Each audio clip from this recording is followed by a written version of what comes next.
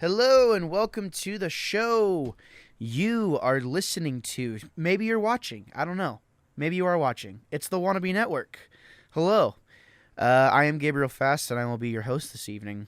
We are going to be reviewing Chapter 22 of The Mandalorian. Very, very exciting, brand new episode. Sorry that that I was a little late to getting Chapter 21 released, but, life gonna life sometimes, but it's okay. I'm joined by one Ethan Maestri, one Elijah Middlesworth, and one Mikey Collins. Ethan, how you feeling tonight, man? Life is crap, Gabe. Moving on. No. All right. Whoa. Good. Whoa. I'm good. I feel fine. I was like, spill the tea. You can't leave us hanging. No, I just, I say that just to be contrary. But no, life's good. I'm glad I am glad that I got off the couch and decided I would go ahead and be here for this little summit. So, yeah. Yeah, no, good. I'm glad you decided to be a good person also, Ethan. Even though you're he said, I don't know, man, I got plans to mow the lawn. You don't know, I don't know if I'm going to be able to make it. I mean, he was talking about doing adult things. I was going to say, life is good. I have a well-manicured lawn now. Do you get up at like dinner. 6 a.m. with your coffee that says "World's Best Dad" and just like drink it like with your robe on? I look out the big like, picture oh my window God, at the nicely mowed while I'm sipping my coffee in the morning. Yeah, No, it's great. That's me. I do that. God, that is enjoying the fruits of your labor. Well, So yep. everyone should try that. I'm definitely on board with you there for sure. Mikey, how you feeling, bro? How's it going? Feeling great. Are you ready to bring the villain? Are you going to bring the villain energy again this week, or I guess, what? I guess that's just my role now. Yeah, I missed it. I'm not caught up. So I was there beef last week? Well, basically, Mikey's just a terrible person. I knew it. Elijah, some men just want to see the world burn. Yeah. Wow. And Mikey's one of them. Mikey is one of them. Yeah, he's selling those jewels the size of the size of melons. Just giving them away. It's all for the love of the game, gentlemen. Yeah, it is. It is. No, it's good to see you, Mikey. I like your lighting situation going on in there. It's very vibey, and I'm digging it. I'm definitely digging it. Elijah Middlesworth, who's half an hour late. What? I knew that I was gonna get a little bit of crap on. Oh no, guys, it's fine. Don't worry. It's okay, no, man. It happens. It happens. He was texting me like frantically, like, my computer sucks and I'm a terrible person, and like all these things. That's because Gabe berates me off mic about it. You stupid idiot. Yeah, you idiot. No, it's good to have you here. So we have a full group, a full panel this evening for Chapter 22 of The Mandalorian. After a turn of events in which Din Djarin and Bo-Katan Kryze both gained redemption from the Mandalorian covert after visiting Mandalore, they are eager to recruit a much stronger military unit to try and take back the planet. They pursue the last known location of Bo-Katan's old crew in hopes that they will join her cause. Little do they know that they are in for a few surprises. Guns for Hire is the name of this episode. So, whenever they played the intro, the recap, kind of showing us her team and the stuff they had done and kind of, trying to give us some of that connective tissue for context, I totally thought that the Guns for Hire were going to be the Mandalorians, right? Oh, I mean, yeah. Is that kind of what you guys thought too? Well, just by the title too, I just presumed it was going to be the mercenaries. Easy connection. Yeah, no, that's exactly what I thought. Ethan? Yeah, I mean, but this season seems to be going out of its way to give you a title that makes you assume one thing, and either it directs you a different direction, or you've got multiple characters that could fit whatever that title is, the convert, the pirate. Yeah, and here, Guns for Hire. I mean, yeah, we naturally assume it's the mercenaries that they tip us off to that are going to show up at the recap at the beginning. And yeah, they are guns for hire, but there's another reason for the title in there too. So Right, they're on point with it. Yeah, totally. Mikey?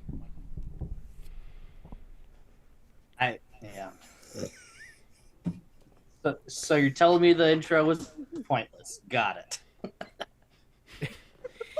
Wow, Mikey's already He's picking already fights. been- As soon as I was just like I was gonna say he was either gonna play it one of two ways. I got nothing or spit and fire. Yeah, and literally. He chose violence. He chose violence. He chose violence today. You can tell if I love something if I have nothing to say. So But, segueing right into that opening part, I personally thought the ship, like the way it was set up with the Mon Calamari female, captain, like on the bridge, and like was that just water, or that wasn't a Bacta tank, was it? Yeah, no, just water, right? I think she's just chilling in there. That's her sofa. It's her personal hot tub. Yeah. Yeah, that was pretty cool. I liked seeing that, and I did find the love connection between the two aliens that was a little obtuse for me personally, but Mikey obviously has something to say, so please, on with the chlorophyll. Well, okay. Why do we need this intro? Maybe we don't know yet. Oh, we know. We know. We know. What do we know for? We didn't need it. Oh. We just didn't. It doesn't do anything. Even this is something that they're doing that is frustrating me, and it's throughout this entire episode. They'll do a little thing, and they'll be like, "Oh, this guy might be in an episode later," but then he'll barely do anything, and that'll be the payoff. And I'm like, did it really pay off? I mean, I don't know. I feel like it was an Lazy odd, writing? I thought it was honestly, I thought it was an odd way to reintroduce this crew. Yeah. I mean, the whole point of it was to establish that Axe Wolves he's in charge now. Like, he's kind of doing his own thing, with the crew now. And I think that's what I got out of it, at least. It's like they're kind of operating on their own accord. But why wouldn't they just do something that also connected them to the planet? I don't know. It just seemed like a weird way to reintroduce that crew. Or was cool, or like entertained. I mean, were you get entertained by the intro, like, at all? Yeah, I was. Yeah, I was Really? entertained. Yeah. I find myself kind of in the middle here. I understand kind of where Mikey's coming from. If you're looking for how is this going to tie into the broader story of the season that's being told, if that's what you're looking for, then yeah, it can seem a bit pointless. I also look at it as from a world building standpoint. Ditto. We're kind of looking at live action what we kind of got in Clone Wars, which I think is a pretty neat callback. Yeah, I agree. And so we're seeing this playing out where it starts to sour for me just a little bit is here is already starting the wagon train of the stars that this episode is going to do for us, because we have the Mon Calamari nobleman is voiced by Harry Holland, brother of Tom Holland. The Quarren captain is voiced by, is played by Joanna Bennett, who is, stunt woman of the stars. She was in Wonder Woman. She's been in Miss Marvel. And so this is, we're going to get into it more as this episode goes on, but we've got bigger name stars coming in on this episode, and it's starting early here. I feel like this is kind of this season's Frog Lady a little bit with this intro. I don't know. I don't care for it one way or the other. I don't necessarily think it's egregious, but I could definitely see how it could be taken as being somewhat cringeworthy, because I was kind of like, oh, this is interesting. Like, I wonder what the backstory is here. And then whenever I saw, the ending with who they were and like what the point of it was, I was kind of like, huh. Honestly, it was interesting if you just take it for what it is, because this is the Star Wars version of Star Trek's Outrageous Okana from season 1 of Next Generation for anybody that knows that. But, it was kind of that. And if you got that reference, props to you for being a real fan. Hats off to you. But I think whether Lige, you've been saying, I've been hearing you say a lot of mm-hms and head shakes. What do you have to offer? I guess I can see both sides. Like, for me, I could kind of take or leave the scene. Like, if it wasn't in the show, I wouldn't be mad about it. But I'm actually kind of glad that it is because, like Ethan said, on a world-building standpoint, we get to see a lot more of things that we don't get to see normally. And think of all the, creative ideas that had to come throughout this episode. A lot of detail that wasn't necessary, really, except for purely our entertainment.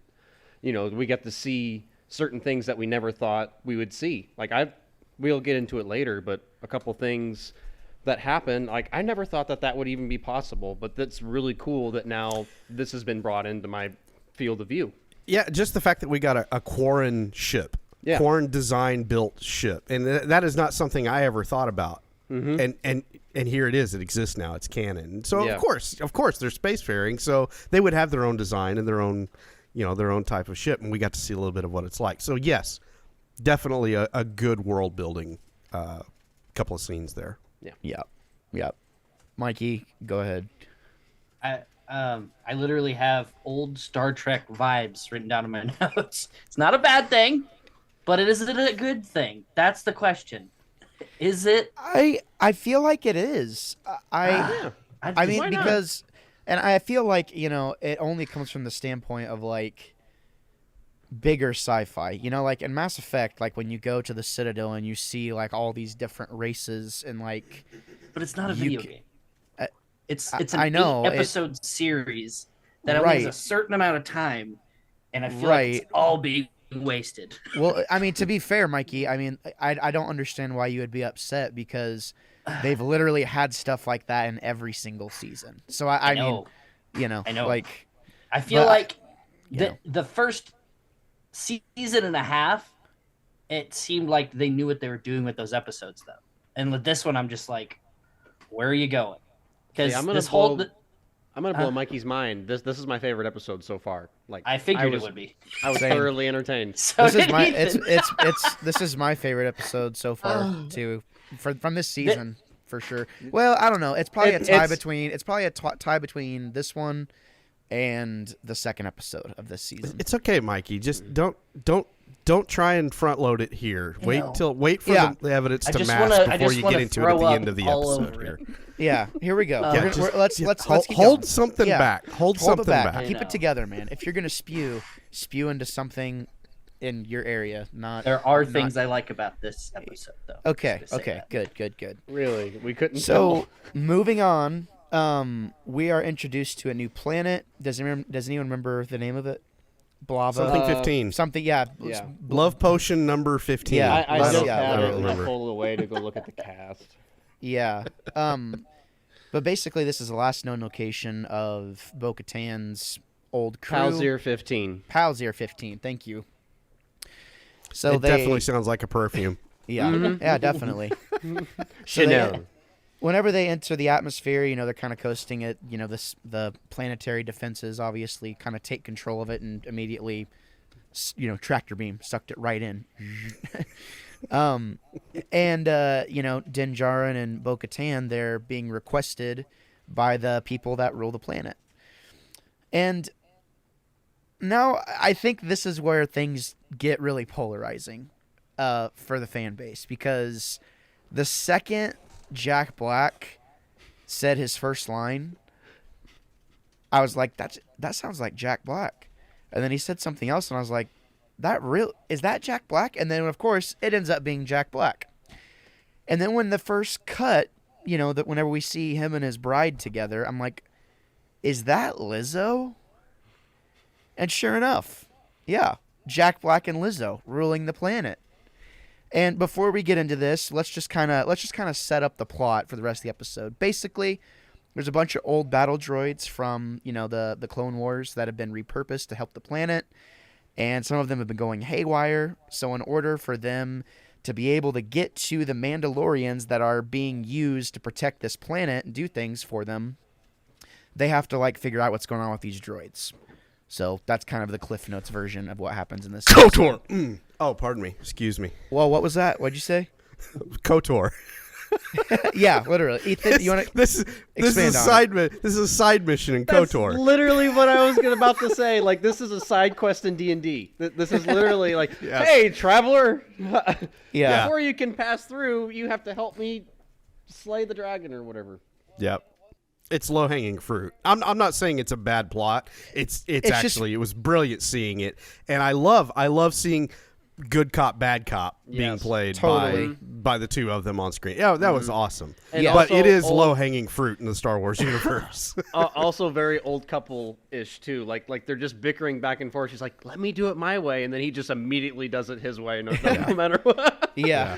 But backing up a little bit to the introduction of this Hunger Games like society, because that's kind of the vibes I got, right? Like these pompous people that like are having these droids do all this work for them. So let's just get into it.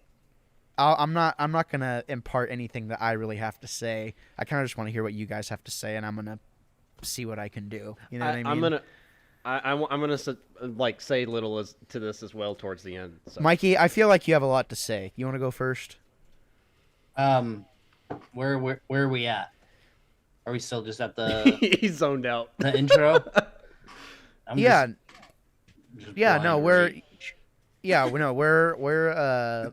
So yeah, Jack Black and Lizzo, like being introduced to that whole system. What did you think?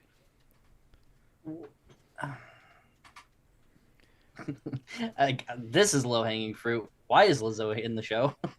Or why is she the A to Jack Black's B? Like, shouldn't he be the A character? Like, if you're gonna make somebody like the focus, he has like 5 lines. It seems like. I don't know. I feel like his character's more interesting as her, because like I've never heard of her character at all, and it'd be cool if they built off of it. But like, what? He's an ex-Empire general, and he's not like I don't know. And it seemed how did they get in the shell and they are immediately summoned? Like, how did they know they were going to be there? Like they don't, and they're already at a dinner, so how would they? There's a lot of plot. There's a lot of holes in like how things are handled with those two characters. I'm just like, I don't know. But I'm not going to comment on the acting because I mean it's her first time. Like she's got to start somewhere. I'll comment. She seemed a bit wooden. Oh my God! Thank you. Honestly, I thought I was going to be the only one. She did. Now I understand. This is a Bryce Dallas Howard directed episode, and so how she gets there? Well, there you go. Yeah. This is people knowing people and roles being handed out. Yeah, as a result. I don't get it. She did fine. Yeah, but it was obvious that she's not a seasoned actress. For a first timer, I think she killed it for a first timer. I mean, honestly, with no prior experience. I mean, being fair, being devil's advocate. I'm just saying a Southern Belle type accent just doesn't exactly work in the Star Wars universe. Killed it is a strong word. That's bro. Oh God, she's in like a third of the episode. But then also speaking of the fact that Jack Black's there, and Jack Black makes perfect sense. He was great. Simon Pegg. Simon Pegg wanted to be in the sequel trilogy. Daniel Craig wanted to be in the sequel trilogy. They put him in makeup or they put a mask on him. Yeah. And honestly, Jack Black should not have been Jack Black in the Star Wars universe. I don't agree with it. They should have put him under a prosthetic, or they should have put a helmet on him. Yeah, I agree. If he wants to be in it, awesome. But and this was the thing that I was kind of alluding to earlier. And Mikey, you can agree with me, or if it was down the same road you were thinking. George Lucas, and I'm not saying that this is the golden standard and should always be held to it.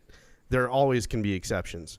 But George Lucas purposefully avoided famous people in the roles that he put together, except with the exception of Alec Guinness, because he knew he needed a seasoned, solid actor to play Obi-Wan Kenobi. But for the most part, he eschewed picking famous people to put in the roles that he was putting on screen. And it made it brilliant storytelling because you're not seeing the actor, you're seeing the story that's being told. You're seeing the character instead. And it was really hard for me to see Jack Black and even know he was, what's this, Captain Bombardier? You know, I didn't know what the name was until I saw the credits at the end, you know. This is where, and like I said, there was the title this evening from, what was that show I said it was? Let me find it here. Clownfish TV asked the question, has Mandalorian jumped the shark? I think it's a valid question. I'm not going to make a ruling and say yes it is, yes it has, or no it hasn't. But I think it's time to start asking that question. If this is what we're going to start seeing. Now, if this is a one-off and this episode is just, we're going to throw these cameos in because we needed a lot of characters and a lot of people were asking, and that's what they decided to do here, okay, we do it one episode, let's move on, let's tell the rest of the story. But yeah, when you see that many famous faces, and then when they descend to the next level, and you're thinking, okay, we're going to advance the plot. No, we're going to watch Christopher Lloyd on screen and chew the scenery for a while. You know, it just starts to feel like too much. Too many A-list actors were shoehorned, or famous people were shoehorned into this episode, is what it felt like to me. That being said, I like the story that they were trying to tell. I just think they would have served themselves better by backing off of the, hey, let's get the A-list train and just railroad them through every single scene. Yeah. I can agree with Jack Black being Jack Black in this scenario because, you know, he was so supposedly this war-seasoned Imperial general, and that's why they made laws that, hey, no one can carry blasters. Not even the constables can carry blasters because of his history. So I'm thinking that he must have been, in his past, a real bad dude that might have needed a lot of reconditioning, a.k.a. a lot of mind flaying. So he could have scrambled brains. So I mean, like that it seems kind of cool to me that they would pick someone that's a little quirky like that. Like, see, Lige, I feel the exact same way, Lige, because to me it's like, you know, this society is literally in a bubble. Yes. They, like, the type of people they are too, like having droids and everything. Maybe Christopher Lloyd says it later. He's like, literally, if these droids get shut down, they cannot take care of themselves. So, in a sense, it's kind of like it made sense to me. Although the first impressions were, it was like, that's a little, weird, like Willy Wonka, like strange vibes. But at the same time, I feel the same way. But it wasn't personally, like I think it did fine. Like I didn't dislike Lizzo's acting. I didn't really like it. I didn't dislike Jack Black's acting, or I just viewed them as just another piece of the puzzle moving this episode forward. And that's great. A lot of people are going to be able to do that. Yeah. But I think there's something to be said about taking all these A-list actors and then detracting from the message that this episode is trying to show. The message is this society in which the four of us and everyone else live are about to be overrun by ChatGPT or whatever the next big AI that comes, and our lives are fundamentally going to change. And this episode is pointing to the dangers of what could happen if that's allowed, right? It's a pretty hefty sci-fi episode, and I got to give them credit for putting it out there. And maybe that's why they put all these famous people in there, to kind of distract and kind of soften the blow of the message that Christopher Lloyd spits out and gets shot for. Yeah. Well, and I just kind of think I just kind of feel like, those types of people would be kind of snooty, would be a little not, non-comprehensive of what real life is. Right? Because they don't have to work. All they do They is don't have play to. all That's the all time. exactly. Yeah. It's like, and when that, it's like when that happens, I think that can make you a little weird for sure. Now Yeah. they could have. They didn't have to use Jack Black. They didn't have to use Lizzo. I think there's going to be a lot of people that don't even know that's Lizzo.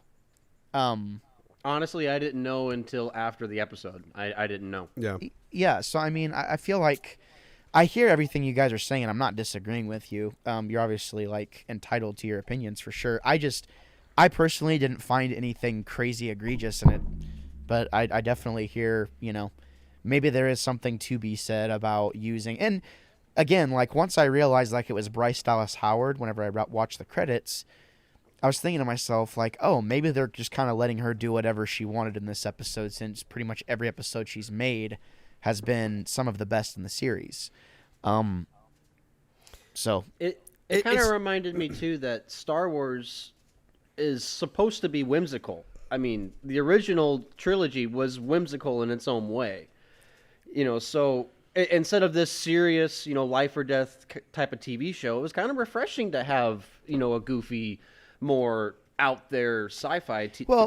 Yeah, and I'm gonna episode. go there. My first impressions, honestly, I was like, ooh, whenever all the government people were doing their thing, and I was like, this feels kind of Canto Bitey. I don't know if people are gonna like this, and because I always enjoyed the aesthetic of Canto Bight. I know a lot of people didn't, but it definitely felt in the same vein, and I feel like without realizing it, a lot of people are going to be turned off to that because of Canto Bight.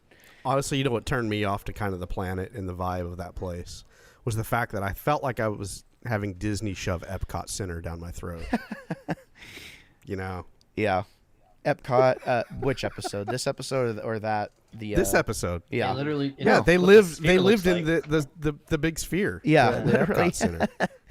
Yeah. I thought it mimicked the Mandalorian capital as well. I mean, they were under a dome. Yeah, It kind of kinda mirrored that did. to me. Yeah. So, anyways, anything to say about those opening moments in the little common area there? I feel like if Jack Black wasn't there, it would be just not there at all. It would have been better.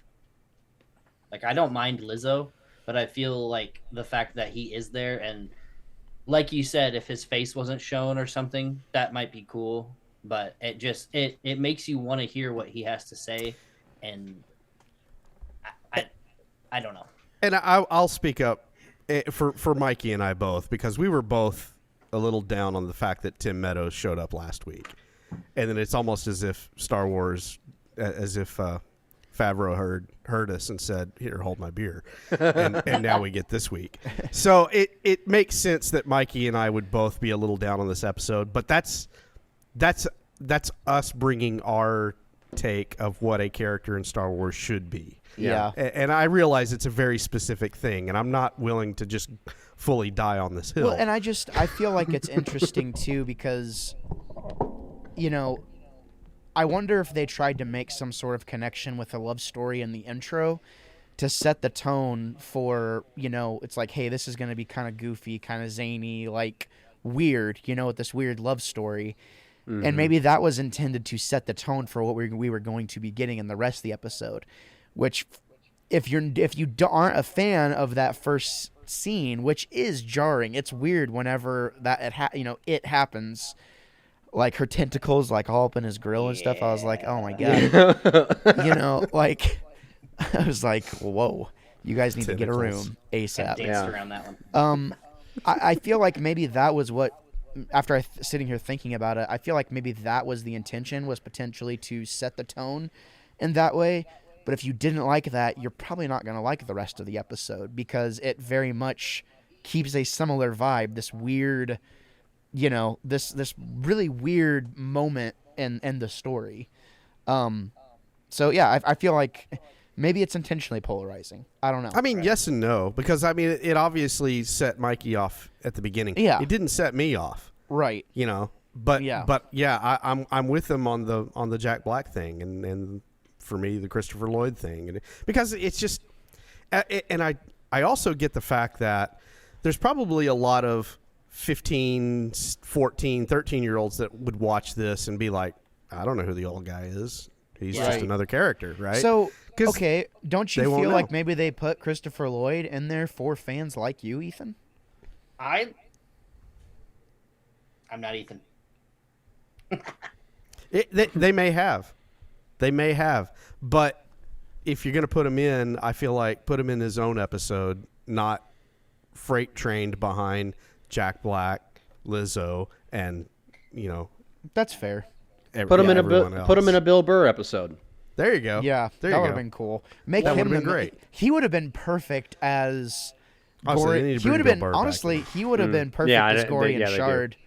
Like he would have played a good Gorian Shard. He could have just tapped into his old con. You know what I mean? Yeah. Yeah, that'd have been. Yeah. One of the good things about Krug. Oh yeah. Kruge.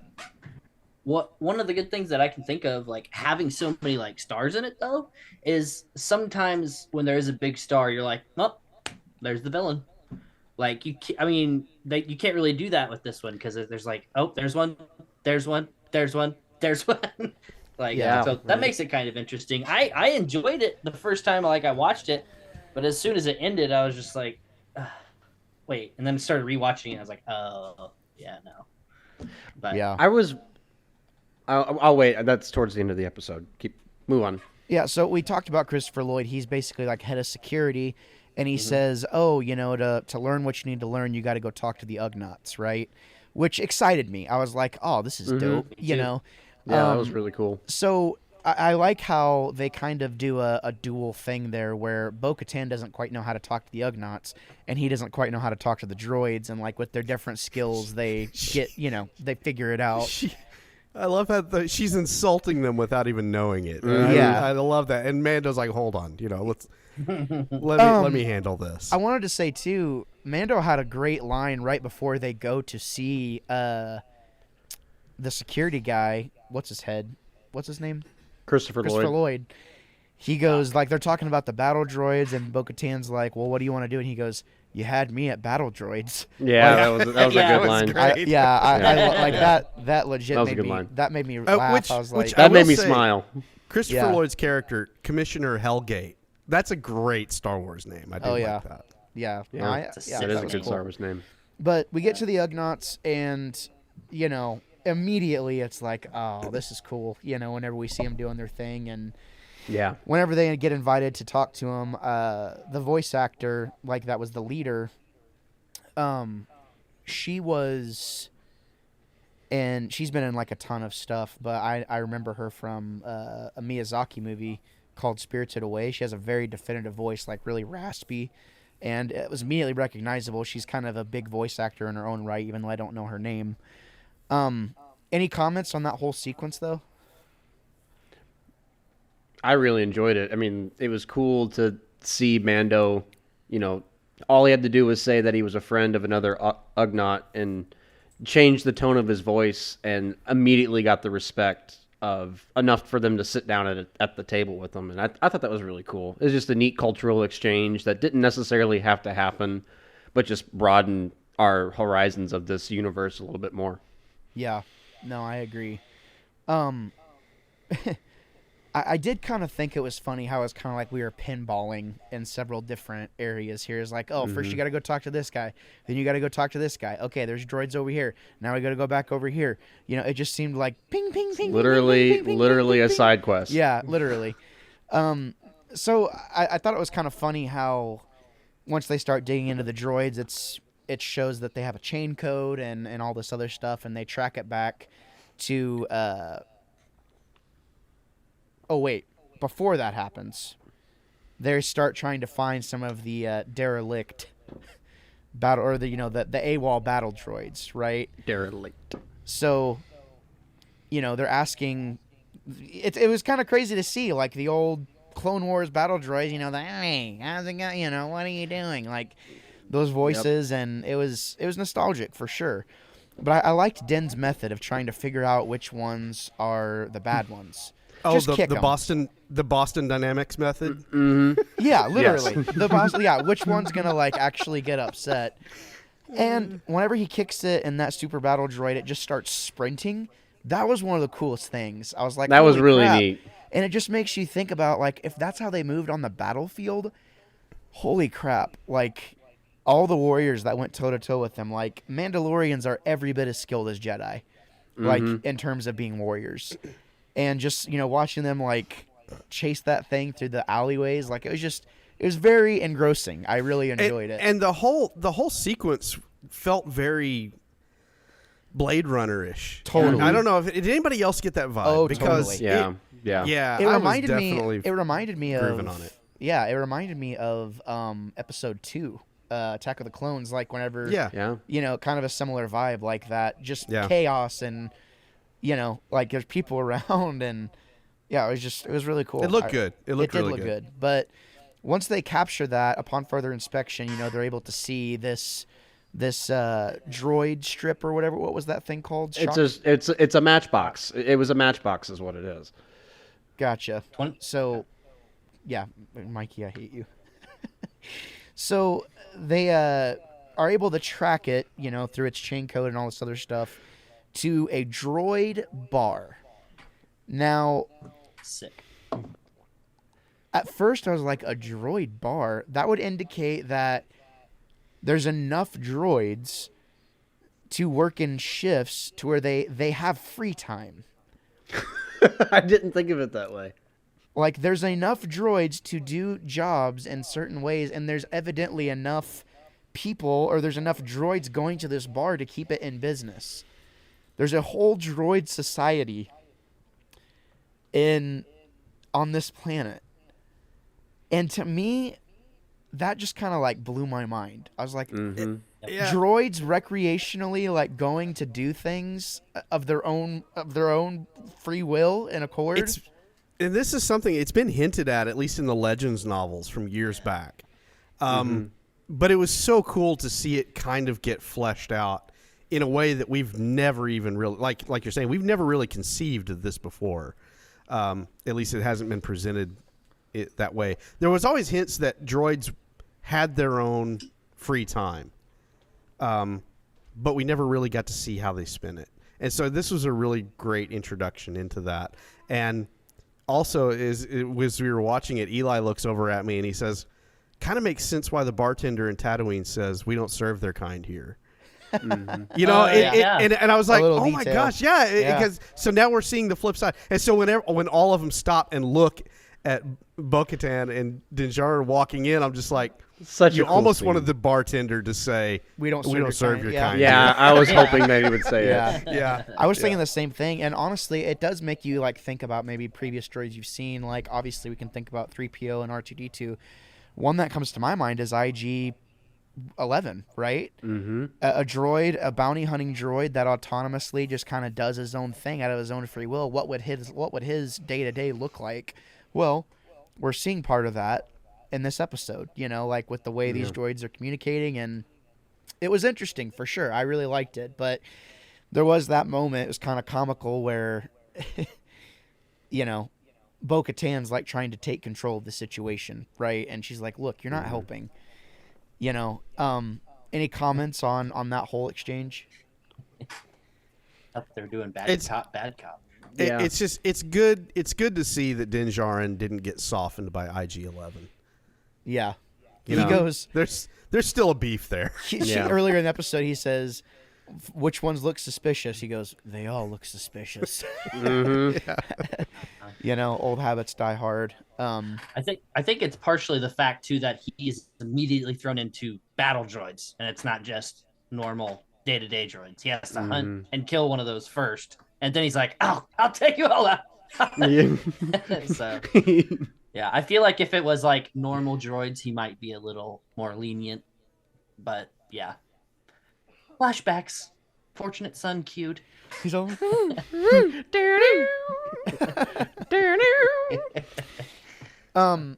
So basically through this entire thing, we come to learn that the reasons these droids are going AWOL is because the head of security, Mr. Christopher Lloyd, is an ex-separatist, and since Jack Black came to the planet, he's been changing all these things, and the planet is now unrecognizable. So kind of doing that thing where they try and make the bad guy, they're trying to kind of get you to see his point of view a little bit, like, oh, this is my home, and blah, blah, blah, blah. Humanizing him. Yeah, trying to humanize him. And did that land for you guys at all? It was serviceable. Yeah. Yeah, I didn't expect it at Yeah. all. I mean, like, honestly, kind of like what Mikey said earlier, having all those stars, it was hard to narrow out which one of them was going to be the villain. So, but it was a good surprise. Like, he was very covert about it. Yeah, I feel like this is Star Wars, right? And there's all kinds of things in war that just don't really make sense, and there's a lot of nuance that goes unsaid. And I feel like this storyline, it's a shame. It's kind of bittersweet. It's like, oh yeah, the Mandos like completed the quest and did the thing, but he's helping these people that are evidently, it's like, yeah, they're nice, but like they're kind of just a bunch of couch potatoes that are kind of ruining the planet. And yeah, but they're happy. Yeah. So why impose your own will on? I mean, that's the debate that ultimately would need to be had amongst the population. Yeah. It is funny when the show got political with him spouting off about how Dooku was cut down in his prime, and she just shoots him down, stuns him, knocks him out. Right. I mean, it does make you remember. Oh yeah, this is Star Wars. We don't get into the heavy hitting stuff. Right. Yeah. Wasn't Dooku like 60 too? Well, no, Dooku. Older I mean, than that. and Dooku had his moments where he was well respected, but like that Tales of the Jedi episode that I watched with Lige, like you can see there's pieces of like Anakin through all of Sidious's disciples. And, that need to win was very present within Dooku. And I think that's why the Separatists really liked him, is because he was very much a zealot for his cause, right?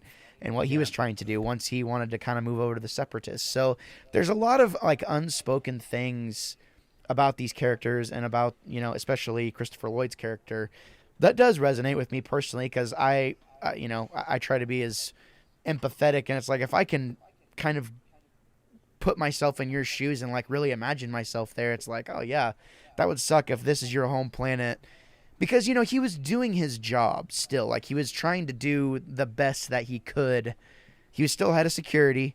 He was like trying to make sure things were going correctly, but he was trying to just place these things here and there to cause some disruption. Do you think his motives were going to ever go past that ever? I mean, if he had a kill switch, yeah. Yeah, ditto.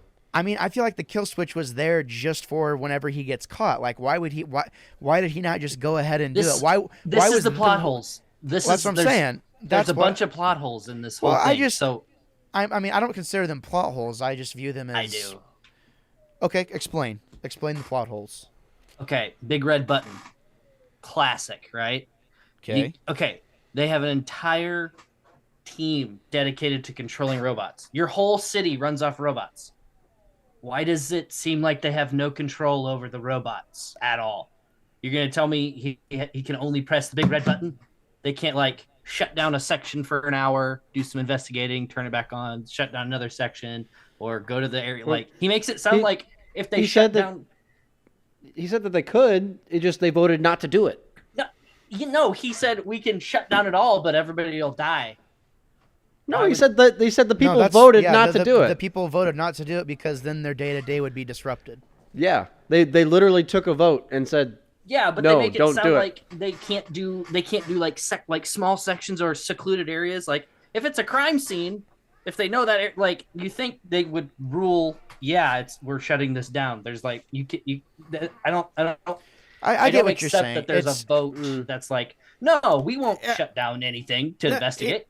It makes sense. He's the one that's trying to manufacture a problem. Yeah. So that people will pay attention and act. Yes. And nobody wants to act. Yeah, the point's no one's paying attention. Yeah, no one's paying attention. No, everybody's okay with turning their heads. Yeah. Which is he's got to make more trouble. So of course he's not going to hit the big red button until it's time for him to get caught for the thing. Yeah, exactly. Yeah. Ethan's hitting on exactly what I was kind of fishing for. Was like, okay, if his intent was negative only, he would have taken over the planet, and that would have been the plot of this episode. He would have sent them to the Dark Ages, or at least back to the salt mines. Yes, exactly. And make the people go back to work by hitting the big red button. Yes, exactly. And that would have been the conflict instead of what we got. But like he said, he supports democracy. He said that, and I believe him. I do too. He's trying to get the people to recognize where they're going wrong. He's not and just start to make changes. He's just trying to help that along. He's not an intrinsically evil person. He just has some misplaced ideals, and it's like no one likes to see their home change, especially ex-Empire, Imperials. It seemed like he was pretty devoted to the local, the local royalty there, and Lizzo's family. It's just the problem being, and it comes back to the actor that they chose for this. Doc Brown's not a bad guy. I just can't see him as such. Cruz is though. It's true. Cruz is, and he was the bad guy in Who Framed Roger Rabbit, so the man can play a bad guy. Well, if they'd had him play that character, if they'd had him play the judge, when I killed your brother, I made him scream just. So, but okay. Wow. There's another thing though. If they have a whole panel of people working on it, how is nobody else finding anything? Like, nobody's diving into the other robots that were destroyed or were in the accidents? I mean, there's a reason he's in the position that he's in. I mean, he obviously has the skill to cover his tracks and plant nanos. They literally went to They went to the first doctor. They didn't go through several doctors. They went to the first one. She did one injection, looked for like 5 seconds, and she's like, "Oh, it's the scratches." Wait a second. That's nothing. Is she a doctor or a what technician? is that? I don't know. Like, how is that? And is she the only one on the planet? She can't be, because she's working. So that, like, I just feel like, Mikey, you look at the nature of this episode, and it is not serious. It is not that complicated. That's the problem. So if you were wanting something like that, maybe you should watch Star Trek, because that ain't Star Wars. Like, there's holes in Star Trek too, bro. I know there's holes in Star Trek. I'm just saying, like, I feel like you're expecting this particular episode to be something it's not. Like, it tells you from the get-go what it is going to be. Like, with its initial intro. I know it does, but it doesn't need to be. I keep coming back to the fact it's like there's 8 episodes. I think Mikey's problem is he can't see the forest for the trees. The problem is he's examining trees in a totally different forest. Yes, It's like the man went to Africa expecting to see tigers. It's like no. Tigers don't live in Tigers Africa. aren't in Africa? It's the simple tropes that they leave open-ended, and I'm just like, you could have cleaned that up a little bit, man. Like, so many. There's a lot of little things. Like, it's definitely not a clean episode by any means. Like, I will say that, like, negatively. So it's open everywhere. Now, I the first time I watched it and I ended it, I was like, that was fun. I definitely didn't like everything, but it's still, I keep, like, I like looking at the small things, and I suck at looking for that stuff, and if I can see it, like, literally just like within like an hour, I'm like, it drives me insane. See, what you have to do, Mikey, is there's a little Rolodex of lenses. You have to take your critical lens and then slide it to, like, the wide lens, because I know I'm supposed to suspend my disbelief, but it's also, like, again, 8 episodes, and the story's doing this. You have 3 main objectives for this season. Get to Mandalore, get a team together, fight for Mandalore. We have accomplished one of those objectives, and there's 2 episodes left. 2. Yeah, but we went to Mandalore in the second episode. Yeah. Exactly. They don't have to fight for Mandalore. They're like, okay, we're going to build a society and then go back to the planet. They don't have to fight nothing. I feel like this show generates so much hype and, like, generates so much discussion that episodes like this make me, like, I like not knowing what's going to happen next, right? Like, And I get like the aesthetic, the imagery. It's not going to be for everybody, and I do think there is an element of silliness to Star Wars, right? I mean, it happens all the time, and I think if anything, Mikey, this is like a filler episode that had some really good moments in it, and I think for like someone that wanted more of what we got in the last couple episodes, I would hesitate before getting to the final scenes of the show calling it a filler episode. I think you should get on to that. Yeah, I agree. Yeah, I mean, okay. I mean, there's one main point at the end of the episode. You know what I mean? Like one. It's kind of the point. Yeah, it's yeah, like the I most don't know. I'm important just point. saying, like, very, very, very black point. Yeah. No, I mean, literal on the point. Like it's pointy. It is a really cool moment. I just am saying, like, to me, this just felt like another filler episode. I guess it's like I feel like we've been getting. Yeah, I feel like the more that we kind of get through the season. I mean, to Mikey's point, he's not wrong. I'm not saying anyone's wrong. I'm not saying anyone's wrong. We only got 2 more episodes left in the season. Could this season have a part 2? I mean, obviously we're going to see Moff Gideon within the next 2 episodes. Yeah, one would think, because they keep leaving the breadcrumbs in every episode that leans to Moff Gideon's re-emergence. So they could leave us with a giant cliffhanger at the end, and then we get a part 2, and then we get all the rest of the episodes that Mikey's wanting, and maybe that part 2 is not too awfully far behind. Not a 3-year wait period or 2-year wait period or whatever. Yeah, I mean, Stranger Things did it, right? Maybe they're going to be following suit. But and I said it was a filler episode. It's not, but like most of the content feels just kind of silly and fluffy. 2/3 of it is. I think that's what I'm saying is like I could see where it would be frustrating where it's like, yeah, we have this really cool moment, which is Bo-Katan fighting Axe Wolves for basically leadership of the remaining Mandalorians, and Bo-Katan wins, obviously, and there's this big debate as to whether or not Bo-Katan can have the Darksaber. Well, she saved in the cave and took it from, so it's hers now. And then she lights it up, and then it, fades to black. So that's the big moment, right, is Bo-Katan. Bo-Katan is the leader of the Mandalorians.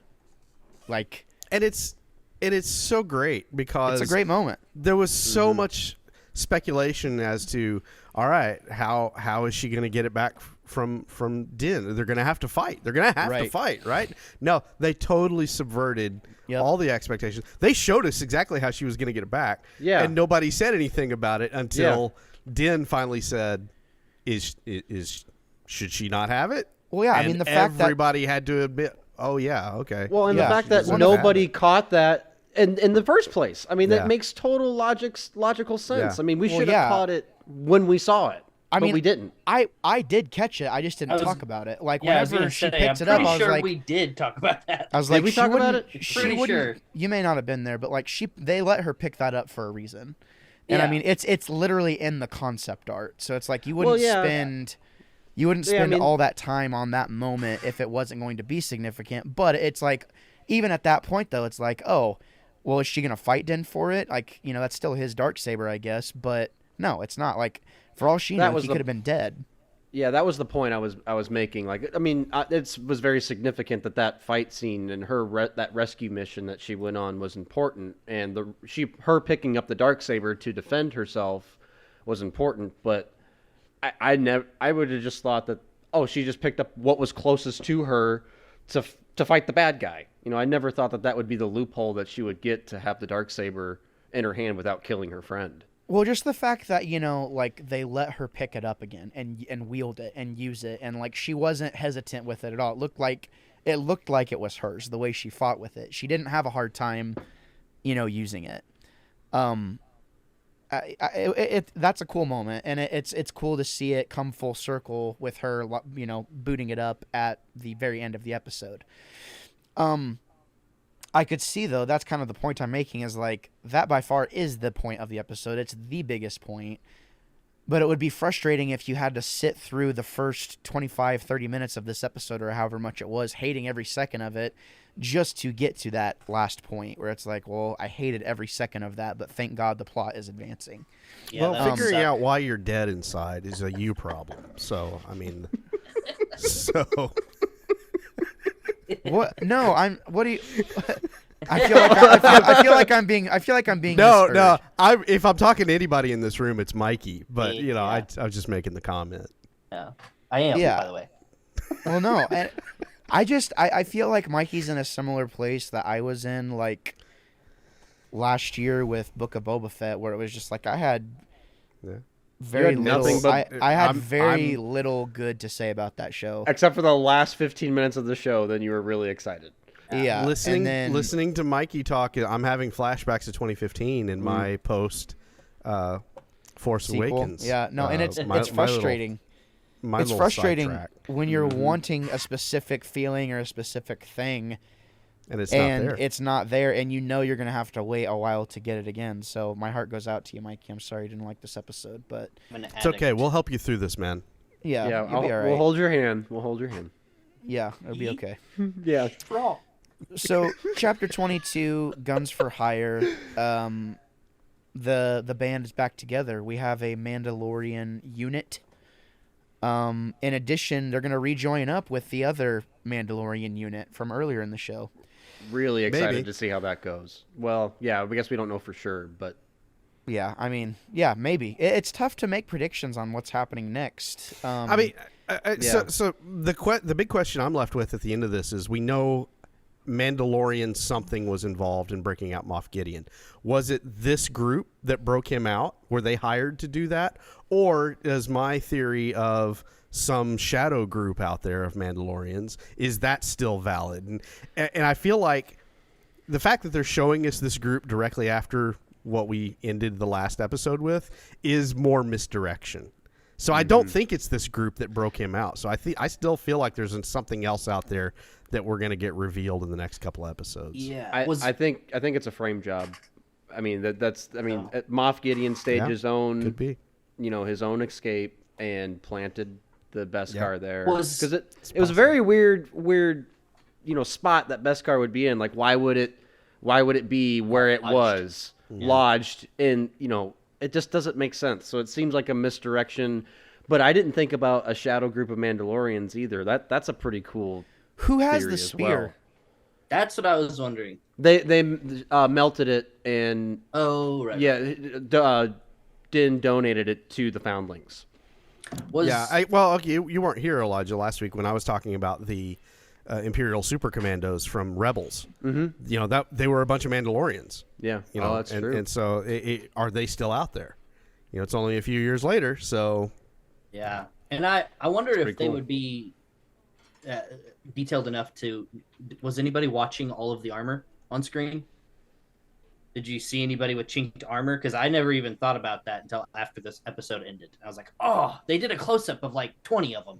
I bet if they were gonna have a detail like that, it'd be in that scene. But they I bet all there is they some all big look a video little on it. battle worn. So good luck would with be. that. It would be kind of True. crazy if the big meetup is to get up against Moff Gideon, and Moff Gideon's like, LOL, those I have a sleeper squad. Like you had the upper hand on me last time. Well, I had a sleeper squad this whole time, and I led you right to where I wanted you, and we could have a sad ending. We could have our Empire Strikes Back moment in this season. That could be kind of crazy. I don't know. Yeah. But go ahead. Oh, Was someone about to say something? I was just thinking because I lost it. Well, he mentions they're on their way to get another bounty, or they're already, and he also mentions that we also are paid, like whoever the highest bidder is. What if he's already in the mission, and he's already been paid to protect Moff Gideon at all costs? Yeah, You that's know? kind of what I'm thinking is. Yeah, I could see that happening, but Yeah. I don't know. And then I feel then there's a like- fight between both sides of the Mandalorians. I feel like both that's crews too going up good of against each writing, other. though. After this Yeah. episode, that I mean, probably it won't is happen. John Favreau. Here's the thing. I feel like Don Filoni. yeah. I mean, whether you love this episode or hate this episode, it was something to watch, and it was a spectacle. So I think we got to go back to that initial question we said earlier. We're right at an hour right now. Did they jump the shark with this episode? It's a yes or no question. It's a yes or no answer. Elijah, what do you think?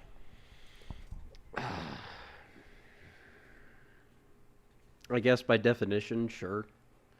I think it was just all misdirection. I mean, it was all hide the villain, and then also hide I think it's also to cover up the big reveal at the end. Like, that was a huge moment at the end of like you said, an episode that didn't really matter.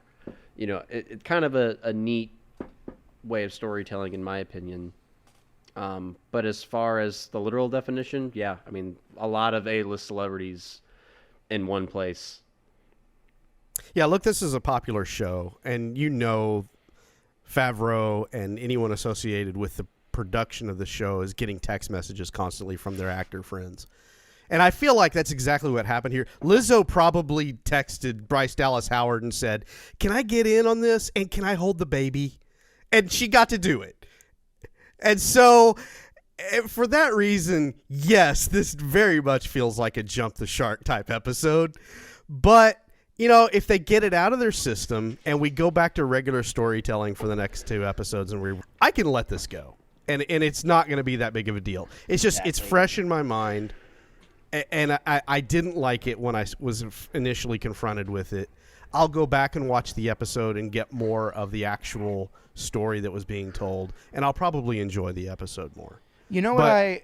Yeah, and honestly, you got to rewatch it, because a couple things came to mind. I was thinking to myself, like, the first time through, I was like, "Ooh, this kind of reminds me of Canto Bight," and then the second time, I was like, actually, this kind of reminds me of Cloud City a little bit, like with the very grandiose, very grandiose feel to it. And I don't know, like, I think it definitely warrants a second watch, but if you ultimately, like, if you don't like it, you don't like it. It's definitely one of my favorites in the whole show, for sure. But but I mean, actors in it aside, I think it's a very solid episode. And, I hear you, Mikey. There's some things there that you could pick apart. But I think if you take a step back and say, yes, we have a lot of ground to cover in the next 2 episodes. This is, again, at the end of it, setting up how we're going to get there. And I have full faith that we're going to get there, and we're going to get a nice little capstone to this, I think. And as far as the pothole things go too, I mean, original Star Wars also had potholes in it. You know, we didn't fill the story in until years later. So I mean, there's room to expand on this episode. There's stories to be told, and who knows if they'll do it or not. I mean, someone will eventually, I'm sure. This definitely feels like a place that we could go back to in, like, an animated show. Like, this felt like filler Clone Wars to me. Like, with its main that's plot. what I was like, it's got Filoni written all over it. Yeah. But that's part of the issue I have with it, where it's just like, you could drop this into Clone Wars literally anywhere. Yeah. It doesn't belong in Mandalorian for me, though. Like, I would love this episode. I feel like I would pick this apart if we were rewatching Clone Wars just as hard as I just did. And I'd be like, and I'm actually a contrarian. I don't think they jumped the shark at all. Yeah, there's a lot of A-list actors in it, but they jumped the shark with the newest trilogy ending. Let me ask you this again, Mikey. Mikey, let me ask you this again. Have you watched Andor yet? Yeah. Okay, so you're wanting Andor. You want Mandalorian to be Andor. No, I do not, actually. Gritty, hardcore, story, heavy, dense story. If Mandalorian is to the left, Andor is to the right, I want it to be in the middle. Okay. I don't like that's a whole nother thing. But I just feel like it's delving too much into the, like, new trilogy or Clone Wars, to where I'm just like, you're telling a story, and I love having Star Wars in my Star Wars, you know what I mean? Like, I'm okay with that, but when it's literally called The Mandalorian, and I feel like I don't even remember the last 4 episodes of an 8-episode season, really. I just remember small parts that actually continue this. That just frustrates me a little bit as a fan, But I don't hate the episode, like I said, but it's just Star Wars, man. It I'm does not, this. I'm It not does this mad. to us. I'm just disappointed, as usual. It was kind of neat to me that the end of this episode, as Bo-Katan lifts up the Darksaber and ignites it, and then it fades to black, it brings a whole new meaning to the name the Mandalorian. Does the Mandalorian refer to Din Djarin now? Does it refer to Bo-Katan Kryze? No, it's kind of neat. The Mandalorian is Grogu. All right. That's who the Mandalorian is going to be, guys. Yeah! We're done here. Yeah! I gotta go to bed. Okay. Looking forward to next week's episode, the penultimate episode to Season 3, Chapter 23, ladies and gentlemen. Thank you so much for joining us this week. And if you've been tuning in week to week, really appreciate it. On the Wannabe Network, you can catch us on YouTube as well at Wannabe Critic Productions. We have a full. This is the first time I think we've had 4 on for an episode this season, guys. Yeah, it's been a while. So as we kind of enter into the new era of Wannabe Critic, Wannabe Critic Productions, obviously, it's nice to know that we have familiar voices on regularly. So, Ethan, do you want people to be able to find you? Yeah, and I'm pleased to announce that it's been long enough. The window for Geekly Retrospect has closed. We're moving on to a different project. I'll be announcing that at some point in the future. No, I'm just kidding. Geekly Retrospect it'll come out when it comes out, people. Yeah. Be patient. Be patient. Be patient. Be patient. We're gonna tweet. I about have to get these pipes healed up and good to go. Yeah. And then we'll do it. Yep. So yeah, check us out on Facebook if you want to find it. But otherwise, just keep watching here. There you have it. Elijah. Creep to your left on all socials and radio show TBD. Mikey, do you want to be found? How's that banjo thing going? Yeah, I was gonna say, dude, it's blown up over the past couple weeks. I'm at like 2,000 listens. I put some bongos in the background. I re-edited most of my music. No, yeah, don't look for me. Don't talk about me. Don't even think about me. Okay. 2 weeks. Don't in a even row. look at it. Put your hand over his section of the Yeah. screen. Yeah. No He pictures, doesn't- please. He doesn't want to be seen. He doesn't want to be heard. No one cares about him. And also, just DM me. I genuinely do have his home address, and I can get you in touch with him if you need to contact Mikey. We just need to start introducing him as the unlovable Mikey Collins. Yeah. He only receives messages by pigeon. Yeah. Carrier pigeon. He can only be found in the most dankest of southern forests. Yeah. Is that Yeah. a good That's thing, dank. That's the only way. I mean, that just seems like something you would do. You'd be on the bayou, like hunting gators or something. Just me and my Like, baby Mikey, what are you doing with your Mm-hmm. time? You're like, oh, I'm just making these gator skin shoes with my time. That seems. I like just something made a you'd gator do. skin hat. Yeah. compliment to me. Hey, you need a new hat, Gabe? I can make it out of some gator skin. Yeah. Yeah. Anyways, no. Thank you so much for tuning in, ladies and gentlemen. Thanks for putting up with us, and we will see you next week. Say goodbye, gentlemen. So- Adios.